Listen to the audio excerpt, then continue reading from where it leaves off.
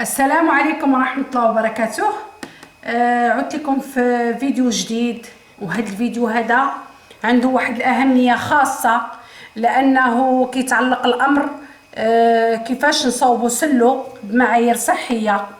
وأخيرا بعد طول انتظار، بعد بزاف ديال الطلبات اللي تلقيت باش نصوب سلو بطريقة صحية، بطبيعة الحال ما كانش ممكن نقدر نلوح لكم فيديو ديال سلو بدون ما نبحث وبدون ما ناخد معلومات، بدون ما ندخل المحاضرات ديال الدكتور فايد باش نقدر نجمع لكم معلومات مهمة على سلو. سلو اللي كتعتبر وجبة أساسية، كتعتبر وجبة مهمة، كتعتبر وجبة صحية، وكنأكد أن السلو صحي 100%. فين هي المشكل؟ المشكل أن كل امرأة كتصوب بطريقة، كل بيت عنده طقوس باش يصوب سلو، ولكن تهنا وما بقيناش عارفين اشنو غنديروا في السلو. واش هذا صحي؟ هذا ماشي صحي؟ كيفاش نصوبوا صحي سلو بطريقه صحيه؟ تساؤلات كثيره كثيره كثيره.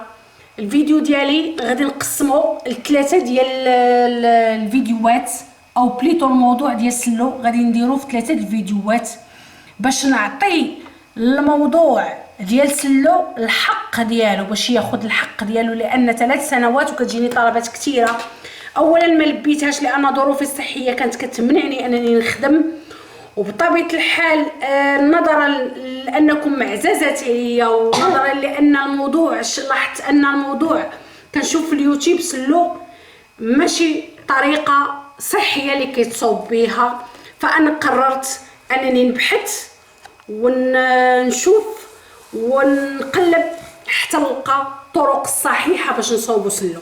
بطبيعه الحال حتى حاجه ما كتغلى في صحتنا، حتى حاجه ما كتغلى على الصحه ديالنا.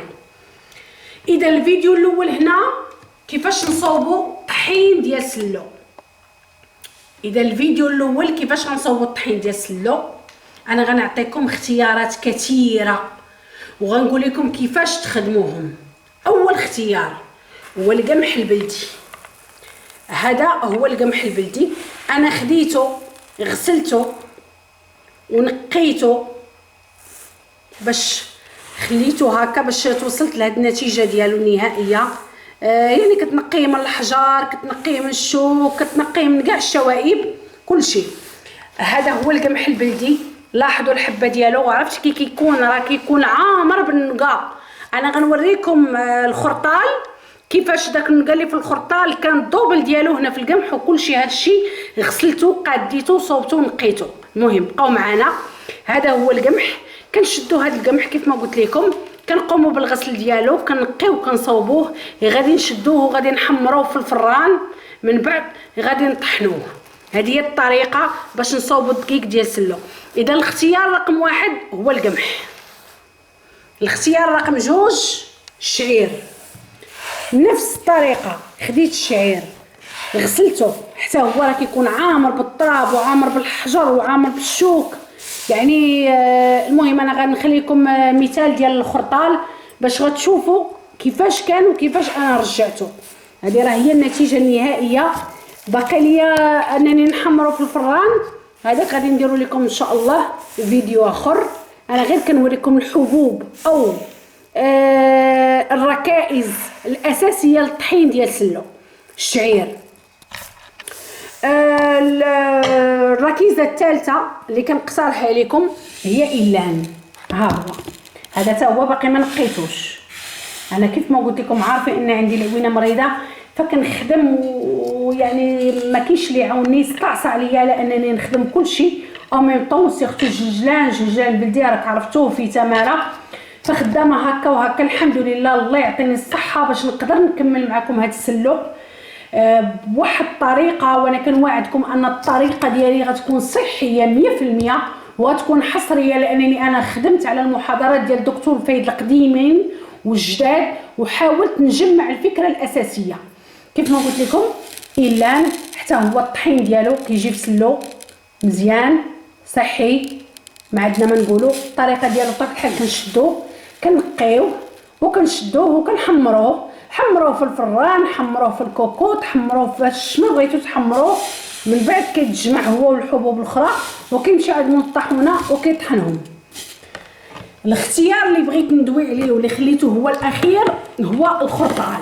ها هو الخرطال، هذا هو الخرطال الحقيقي اللي كيوريكم خرطال اخر بشكل خر، راه ماشي حقيقي، هذاك راه رومي وهذاك راه دايز في الصناعه. دوك رقائق الشوفان واللي كيقولوا شديناهم وطحنا باش نصاوبوا بالسلو، اي حاجه دازت في الصناعه ما كتعتبرش نهائيا صحيه. اي حاجه دازت في لي ماشين ما كتعتبرش صحيه. فهذا هو الخرطال، ها هو الخرطال. الناس اللي كيصاوبوا سلو بالخرطال، شوفوا الخرطال كيفاش عامر بالشوك. هنا راه هذا راه باقي ما خديته غير من برا، مصوبه واحد لاطه على برا وكنشمش فيه. يلا غسلته راه باقي ما كارمش وعاد باقي ما منقيش. شوفوا شنو الحجر اللي فيه، شوفوا الشوك، ما عرفتش واش انتم شوفوا الشوك اللي كيكون فيه. هادشي راه كلشي كناخذو انا هكا غارق كلشي. هاد الحبوب خديتها هكا غارقه بالنقا. كيف ما قلت لكم انا تعمدت نخلي الخرطال هو الاخر، لان الخرطال انا لاحظت فيديوهات كثيره ديال سلو يجيبوا دوك رقائق الشوفان وكيطحنوهم وكتقول لك راه صوبت سلو، راه سلو صحي. لا، صوبتي سلو ايه، ولكن مصطلح صحي اونتر بارونت، يعني بين قوسين. صحي ولا ماشي صحي، حنا عارفين ان اي حاجه كدوز في لي ماشين ما كتبقاش نهائيا بلديه، ما كتبقاش نهائيا اورغانيك، ما كتبقاش نهائيا بالشكل اللي حنا بغيناها. فعلاش ما غاديش ناخذوا اوليو في بلاصه مثلا باش غناخذ انا دوك رقائق الشوفان. انا خديت الخرطال هكا عامر بنقاب شوك وبعوادو، وانا راك عارفين اني عندي العوينه مريضه، ورغم هكاك حرصت على انني ناخذو وغسلته وغنقيه وغنحمره، وغادي تشوفوا كلشي المراحل. انا كنوعدكم ان غيكون فيديو حصري على القناه ديالي، غادي تشوفوا المراحل ديال كيفاش غنصاوبوا الخرطال مع بعضياتنا. المهم هادو هما المكونات الاساسيه، المكونات الرئيسيه، المكونات الحصريه اللي خصها تكون في السلو. هذه من جهه. من جهه ثانيه الناس اللي ياخذوا الدقيق وكيحمروه، الدقيق الا تحمر كيتحرق. هنا كيكون كله عامر بالبيروكسيدات، كيكون كله عمر باش غادي نقول لك مثلا كيتحمر في الفران ديال الغاز ولا كيتحمر بزاف ديال الامور. المهم اصحاب الطب الصحي عارفين بان الدقيق الا تحمر كيولي سام.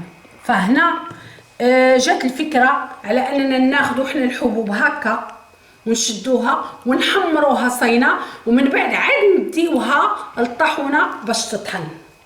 المهم كنتمنى انني ما نكونش طولت عليكم الفيديو. انا غادي نشوف واش غنختم معكم الفيديو ولا ما نختموش، ما عرفتش، لانني انا كناخذ الوقت ديالي باش نخدم الامور بتروي والامور بواحد الاهميه. انا كنبغي نعطي اقصى ما عندي، كنبغي نعطي في القناه ديالي، يعني ما عرفتش كيفاش غادي نوصل لكم هذا المصطلح. ما كنبغيش ندير فيديو باش ندير فيديو في القناه وبس، لا، انا كنبغي ندير فيديو باش نتوما تستافدوا. الا ما استفدتوش انا ما بالنسبه لي داك الفيديو راه ما كيكونش عنده، واخا يكون عنده نسب مشاهده عاليه، وانا راك عارفين القناه ديالي راه ما فيهاش نهائيا المشاهدات، يعني داك الشيء قليل، ولكن انا كنكتفي بديك القله القليله اللي كتدخل عندي باش نستافد. المهم كيف ما قلت لكم باقي ما عرفتش واش غادي نختم الفيديو ولا ما غنختموش، في انتظار انني نوريكم ان شاء الله. ربما غادي نوريكم حتى الخرطال انني حاطاه كيتشمش، غادي نوريكم واحد الصوره باش تشوفوه معايا، وغادي نوريكم واحد الصوره ديال البيض البلدي حتى هي ندخلها لكم في هذا الفيديو ان شاء الله، باش تشوفوا من بين التحضيرات اللي كنوجد شي حاجه اللي هي ضروريه واساسيه. ولكن الحمد لله جابتها الظروف وجابتها الاحوال باش ندويو على رمضان بزاف ديال الاخوات قالوا لي يا ام نور اشنو غنديروا في هذا رمضان. حنا غادي نصوموا، ما غاديش نتحاربوا، حنا غنقوموا بشعائر دينيه. فاول حاجه نقدروا نوجدوا ليها هو نوجدوا علاقتنا مع الله سبحانه وتعالى في هذا رمضان. اللي غنوجدوا ليه هو كيفاش غنستقبلوا رمضان، كيفاش نوليو وناس اخرين، كيفاش نبداو بدايه جديده من اول وجديد، كيفاش نطلبوا من الله سبحانه وتعالى يسمح لنا، كيفاش نستغفروا، كيفاش نسبحوا، كيفاش نحمدوا، كيفاش نشكروا الله سبحانه وتعالى على النعم الكثيره اللي عطاها لنا. وانا ما غاديش يكون هذا موضوع خارج على الموضوع ديال القناه ديالي، انا بالعكس هذا هو صلب الموضوع، لانني انا عبده تحت ملكوت الله سبحانه وتعالى، وانا كنسبح لله سبحانه وتعالى وكنشكره كل نهار، كنشكره على انني باقا كنتنفس ولا النعم الكثيره اللي عطاها ليا. والحمد لله ان غيبلغنا رمضان، كنتمنوا من الله سبحانه وتعالى يبلغنا رمضان وحنا بصحه جيده، ويبلغنا رمضان وحنا في طاعه الله سبحانه وتعالى. لهذا فاللي بغى يستعد رمضان يستعد لمغفره الذنوب، للتسبيح، الشكر الله سبحانه وتعالى. بالنسبه للجانب الصحي او جانب لاكويزين ان شاء الله الا يسر لي الله وإلا طول لي الله العمر ديالي ولا كنت بصحه جيده، غنوعدكم اني غنشارك معكم اطباقي الصحيه، غنشارك معكم الطقوس ديالي في المائده ديال رمضان، وهي اللي مائده دائما كنقول لكم جد بسيطه وجد مميزه، والاهم صحيه 100%. يلا الله يعاونكم دابا وتهلاو ليا في روسكم، وان شاء الله نتلاقاو في الفيديو الماجي باش نكملوا التحضيرات ديال سلو ديالنا اللي غيكون سلو ان شاء الله حصري على قناه ام نور، وغنصوبوه كلنا انا والمتتبعات ديالي بطريقه صحيه. في امان الله. ولي طلقت